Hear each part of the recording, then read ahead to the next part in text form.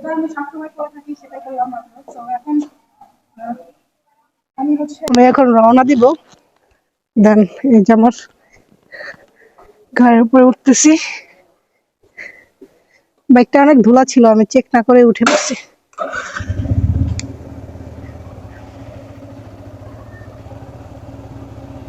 আমার বাইকের লাইটগুলো সব জ্বালানো আছে, সো এগুলো করতে হবে, কারণ আমি একটু অসুস্থ হয়ে পড়ছিলাম অনেকদিন। অনেকদিন বলতে আমার কাছে অনেকদিনই, 2 দিন আমি বাসা থেকে বের হই নাই মাইগ্রেনের ব্যথার কারণে। সো এখন আমি রওনা দিলাম, সবাই দোয়া করবেন, টাটা।